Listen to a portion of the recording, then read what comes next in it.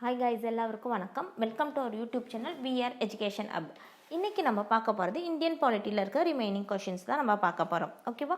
சரி, இன்றைக்கான வார்த்தை என்னென்னா பி இன் ஹர் பொன்னட். பொன்னட் அப்படின்னா அதோட அர்த்தம் என்னென்னா நம்ம வந்து ஃபேஸை மூடிக்கிறது, இல்லைன்னா தலை கும்பிட்டு இருக்கிறது, இந்த மாதிரி ஏதாவது கவர் பண்ணி இருக்கிறது, அதுக்கு அது அர்த்தம் தான் இந்த பொன்னட். அப்போனா இதோட மீனிங் என்னென்னா ஷீ இஸ் அப்செட். நம்ம சோகமாக இருக்கா, அவள் வந்து ரொம்ப அப்செட்டாக இருக்கா, அந்த இதோட அர்த்தம் தான் நம்ம எப்படி சொல்லலாம், பி இன் ஹர் பொன்னட் அப்படின்னு சொல்லலாம். ஓகேவா? சரி, வாங்க கிளாஸ் போகலாம்.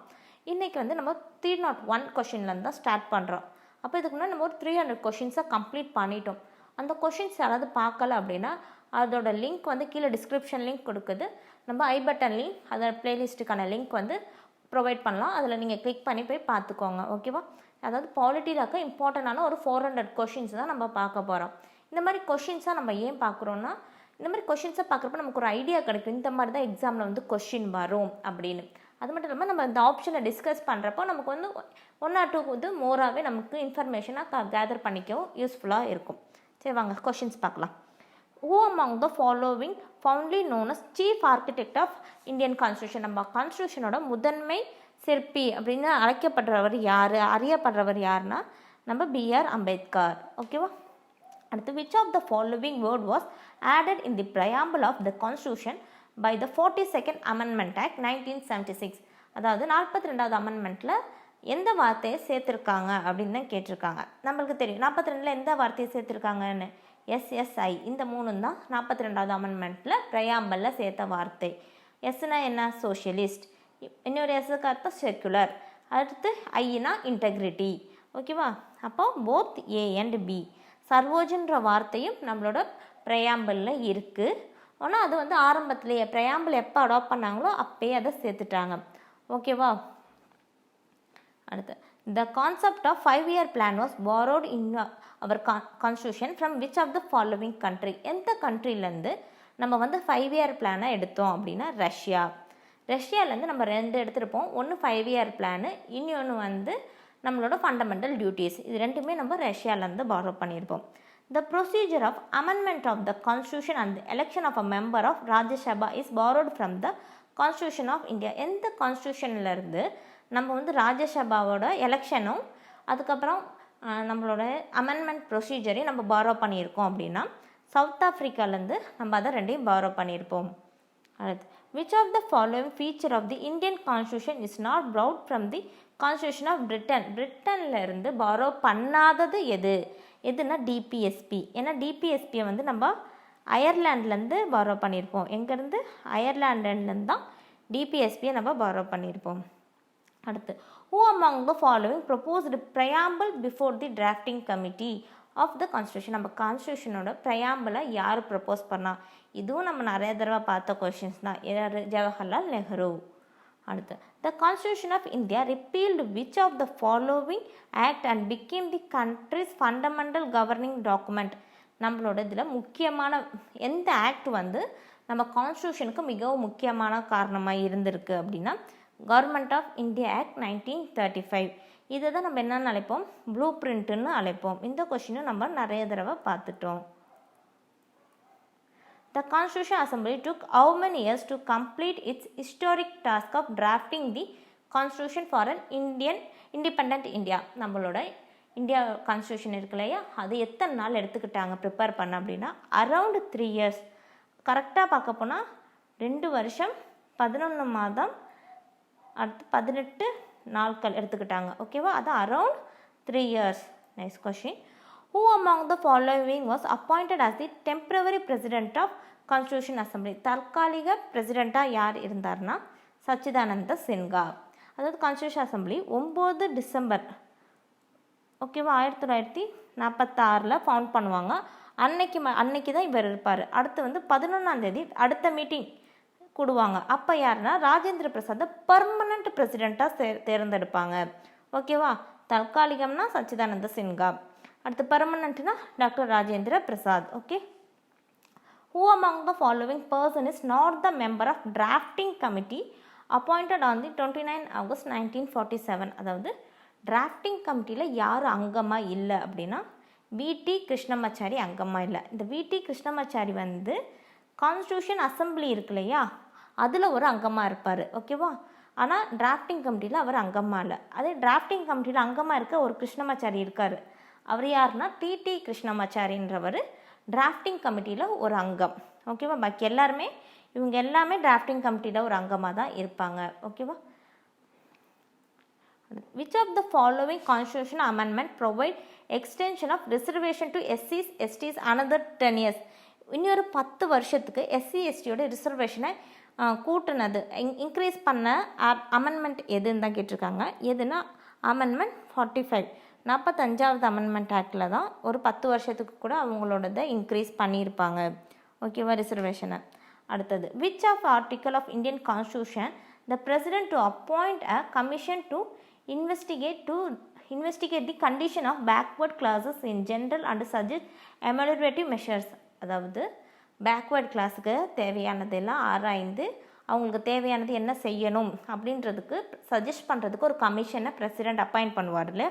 அந்த மாதிரி அப்பாயிண்ட் பண்ணுறது எந்த ஆர்டிக்கலில் வரும் அப்படின்னு கேட்டிருக்காங்க. எந்த ஆர்டிக்கல்னால் ஆர்டிக்கல் 342. ஆர்டிக்கல் 342க்கு கீழே தான் அந்த மாதிரி கமிஷன்ஸ் அப்பாயிண்ட் பண்ணுறதை பற்றியெல்லாம் பேசியிருப்பாங்க. அடுத்தது Tamil Nadu reservation act which provides reservation in the job or the educational institution in the state was placed in 9th schedule by which amendment? அதாவது எந்த அமெண்ட்மெண்ட்டில் நம்ம தமிழ்நாட்டுக்குன்னு தனியாக ஸ்டேட்டில் ஜாபுக்கான ரிசர்வேஷன் கொடுத்துருக்காங்களே அது எந்த அமெண்ட்மெண்ட்டில் அதை பற்றி பேசியிருப்பாங்க அப்படின்னா அமெண்ட்மெண்ட் 76th அமெண்ட்மெண்ட்டில் தான் அதை பற்றி பேசியிருப்பாங்க. எத்தனை சதவீதம் நமக்கான ரிசர்வேஷன் இருக்குன்னா 69% நமக்கான ரிசர்வேஷன் அதில் சொல்லியிருக்காங்க. இந்த வருஷம்னா 1994. ஓகேவா? 1994வது வருஷம் இதை பற்றி போட்டிருப்பாங்க.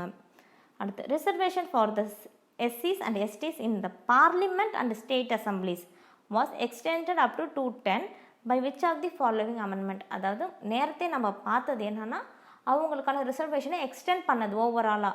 இதில் ஸ்பெஷலாக பார்லிமெண்ட்டில் இருக்க அண்ட் ஸ்டேட் அசம்பிளியில் இருக்க எம்எல்ஏ எம்பிஸ் எல்லாம் இருப்பாங்க இல்லையா? அவங்களில் எத்தனை பர்சன்டேஜ் பேர் எஸ்சி எஸ்டியாக இருக்கலான்னு இருக்கும். அதை எக்ஸ்டெண்ட் பண்ணது எந்த ஆர்டிக்கல் அப்படின்னு தான் இதில் எந்த அமெண்ட்மெண்ட் அப்படின்னு தான் கேட்டிருக்காங்க. ஓகே, கொஷின்ஸோட டிஃப்ரென்ஸ் புரிஞ்சிடுச்சு இல்லையா? இது 79th அமெண்ட்மெண்ட் ஆக்ட் 1999. ஓகேவா? அது ஓவராலாக சாதாரணமாக அவங்களுக்கான மற்ற விஷயங்களில் அவங்களோட ரிசர்வேஷன் இப்போ எஜுகேஷன் இன்ஸ்டிடியூஷன்லாம் அவங்களுக்கான ரிசர்வேஷன் இருக்கு இல்லையா? அதை பற்றியெல்லாம் பேசியிருப்பாங்க. இதில் 45th அமெண்ட்மெண்ட்டில். ஆனால் இங்கே எதை பற்றி பேசியிருக்காங்க? பார்லிமெண்ட்லேயும் ஸ்டேட் அசம்பிளிலையும் இருக்க எக்ஸ்டென்ஷனை பற்றி இங்கே பேசியிருக்காங்க. Okay, next full statehood was conferred to the Arunachal Pradesh by which of the following amendment of Indian constitution? அதாவது அருணாச்சல் பிரதேச ஒரு நம்ம நாட்டோட ஒரு மாநிலமாக அங்கீகாரம் செய்த அமெண்ட்மெண்ட் எதுன்னு தான் கேட்டிருக்காங்க. எந்த அமெண்ட்மெண்ட்னா 55வது அமெண்ட்மெண்ட்டில் தான் அருணாச்சல் பிரதேசம் நம்ம நாட்டோட ஒரு ஃபுல் ஸ்டேட்டாக எடுத்திருப்பாங்க. ஓகேவா? எந்த வருஷம்னா 1987. Which of the following article gave special provision to the state of Jammu Kashmir? Jammu காஷ்மீருக்கான சிறப்பு அந்தஸ்தை குறிக்கக்கூடிய ஆர்டிக்கல் எதுனா ஆர்டிக்கல் 370. பட் இப்போ ஆர்டிக்கல் 370 நீக்கிட்டாங்க. ஓகேவா? எந்த வருஷம்னா அக்டோபர் 2019 அதை நீக்கிட்டாங்க. ஓகே, அதுக்கப்புறமேட்டு இப்போ ஜம்மு காஷ்மீருக்கு யூனியன் டெரிட்டரியா, ஜம்மு காஷ்மீரும் லடாக்கும் தனித்தனி யூனியன் டெரிட்டரியாக பிரிச்சிருக்காங்க. Next 73rd and 74th constitutional amendment act 1992 is related to. இதை நம்ம நிறைய தடவை படிச்சிட்டோம். 73rd எதை குறிக்கும்? Panchayat Raj. 74th amendment municipality. அப்போ இது ரெண்டுமே லோக்கல் செல்ஃப் கவர்மெண்ட்டில் வந்துடும். ஓகேவா? Which of the following constitutional amendment act is also properly known as mini constitution? Mini constitution அழைக்கப்படுறது எது? 42வது அமெண்ட்மெண்ட் ஆக்ட் தான். இதுவுமே நம்ம நிறைய தடவை பார்த்துட்டோம். இம்பார்ட்டண்டான ஒன்று தான். அடுத்து which of the following constitutional amendment act provides provision pertaining to anti-defection in India? anti-defection கட்சித்தாவல் தடை சட்டம் பற்றி பேசியிருக்க அமெண்ட்மெண்ட் எது அப்படின்னா 52வது அமெண்ட்மெண்ட்டு தான். ஓகேவா? 1985வது வருடம். இதுவும் நம்ம நிறைய தடவை பார்த்துட்டோம். இதுக்கான ஷெட்யூல் என்னது? 10. ஓகேவா? கட்சித்தாவலுக்கான ஷெட்யூல் 10. அடுத்தது Goa got a state of statehood by the way of which of the following constitution amendment? கோவாவுக்கு வந்து மாநிலத்தோட அந்தஸ்து கிடைச்ச அமெண்ட்மெண்ட் எதுன்னு கேட்டிருக்காங்க. அருணாச்சல் பிரதேஷ்க்கு 55 பார்த்தோமா, அடுத்தது 56லேயே கோவாவுக்கு கிடச்சிருச்சு. எந்த வருஷம்னா 1987. ஓகே, 1987. அடுத்து, which among the following article of Indian Constitution empower the High Court to issue rights of various kind? ஹைகோர்ட்டுக்கு ரைட்ஸை கொடுக்கக்கூடிய உரிமையை பற்றி, ரைட்ஸ் இது பண்ணுவாங்களே அந்த உரிமையை பற்றி பேசுகிற ஆர்டிக்கல் எதுன்னு தான் கேட்டிருக்காங்க. ஆர்டிக்கல் 226. அடுத்த question, under which the article the Supreme Court has been given the power to review any judgment pronounced or order made it? அதாவது ஏதாவது ஜட்ஜ்மெண்ட் ப்ரொனவுன்ஸ் பண்ணியிருக்காங்க இல்லையா, அதில் ரிவ்யூ சொல்லலாம் அப்படின்ற பற்றி அதை பற்றி பேசியிருக்காங்க. அதுக்கு ரிவ்யூ பார்க்குறதுக்கு பற்றின ஆர்டிக்கல் எது அப்படின்னு தான் கேட்டிருக்காங்க. ஆர்டிக்கல் 137, அதோட ரிவ்யூவை பற்றி பேசுகிற ஆர்டிக்கல் இது article 137. Under which of the following article Government of India introduced decoration Bharat Ratna, Padma Vibhushan, Padma Bhushan, Padma Shri awards in form of medals? அதாவது பாரத் ரத்னா இந்த ஆர்டிக்கல்லாம் கொடுக்குறாங்க இல்லையா, அவார்டெல்லாம் கொடுக்குறாங்க இல்லையா, அதை பற்றி பேசியிருக்க ஆர்டிக்கல் எது அப்படின்னு தான் கேட்டிருக்காங்க. அதை பற்றி பேசியிருக்க ஆர்டிக்கல் வந்து ஆர்டிக்கல் 18.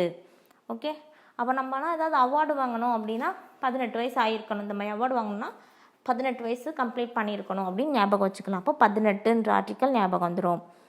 அடுத்து, the emergency provision for national capital territory of Delhi is enshrined under which of the following article?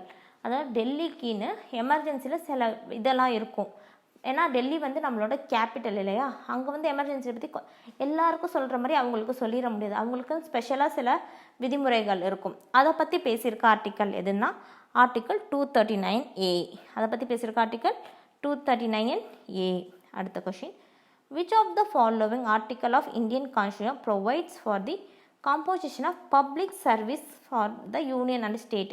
நம்மளோட யூபிஎஸ்சி இந்த ஸ்டேட் பிஎஸ்சிஸ் இருக்கு இல்லையா, அதை பற்றி பேசியிருக்க ஆர்டிக்கல் எதுனா ஆர்டிக்கல் 315. இந்த எக்ஸாம்ஸை பற்றி பேசியிருக்க பார்ட்டு 14.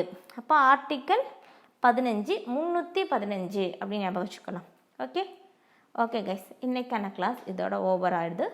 ஓகே, இன்னும் நம்ம ரிமைனிங் நாளைக்கு பார்க்கலாம். ஓகேவா?